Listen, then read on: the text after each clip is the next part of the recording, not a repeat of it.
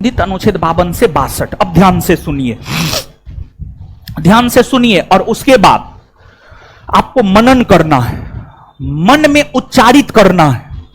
और मन में अगर उच्चारण हो जाएगा ना, तो वो चीज आपको लॉन्ग टाइम के लिए रहेगा। पढ़ाई का जानते हैं, पढ़ाई को 3, 4, 5 प्रक्रिया से गुजारना होता है। जैसे हम ही को याद क्यों है, याद क्यों हो गया, पढ़ाई को हमने 4, 5 प्रोसेस से गुजारा है। जैसे जब हम पढ़ते हैं तो पहली बार में हम उसको पढ़ देते हैं, मतलब बोल करके पढ़ देते हैं, समझ में आया नहीं है कोई दिक्कत नहीं।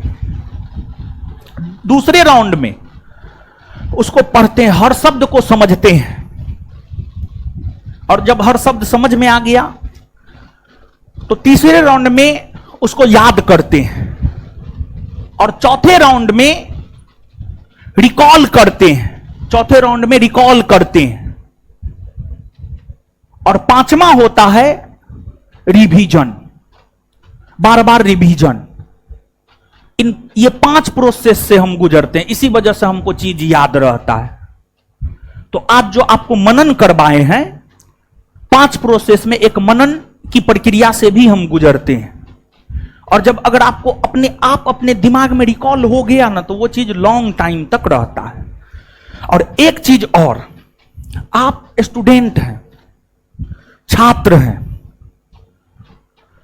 महात्मा गांधी ने कहा है,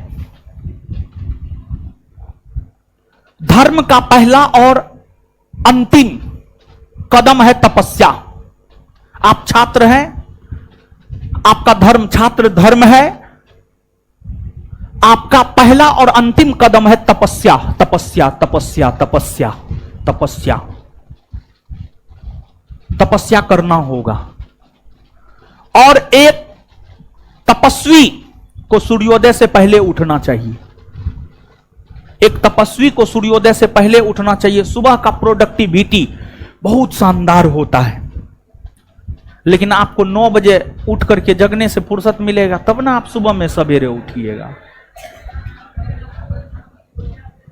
इसमें से अधिकतर ऐसे लोग होंगे, हम भी उसमें हैं, ऐसा नहीं कि हम ना है, हम भी आप ही के कैटेगरी में हैं। हम 7 बजे सो करके जगते हैं, तो हम कहां से सूर्योदय देखेंगे? सूर्योदय 5:30 बजे हो जाता है, 5 बजे हो जाता है। तो कभी कभी हम सूर्योदय देख पाते हैं, कभी कभी। जबकि नेचर के अनुसार चलना चाहिए। ठीक है, पढ़ने का कोई ये नहीं होता है, ठीक है,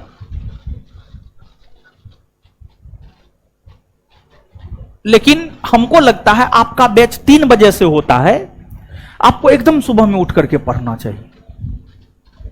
सुबह में सूर्योदय से पहले उठिए और पढ़िए, बहुत फायदा करेगा। ऐसे आप कितना हमारा बात मानते हैं, हम काहे उपदेश दे रहे हैं, हम भी पागले हैं। चलिए सुनिए, तो अनुच्छेद 52 से 62 एक बार रिवाइज करवा देते हैं। 52 में है राष्ट्रपति का पद, 53 में है संघ की कार्यपालिका शक्ति राष्ट्रपति में निहित होगी। हल्ला मत कीजिए, सुनिए।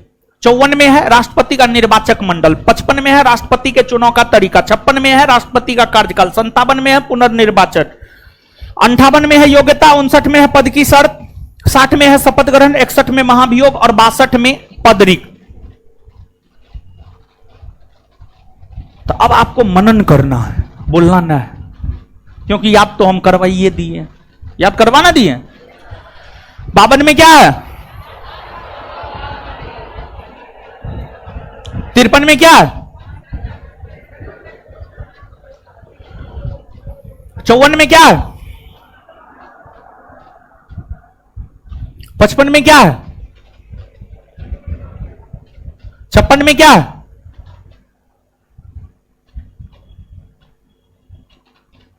57 में क्या है? दिमाग में आ रहा है ना कि ऐसे हम पागल की तरह बकते जा रहे हैं, ऐसा नहीं ना है। हाँ, 58 में क्या है,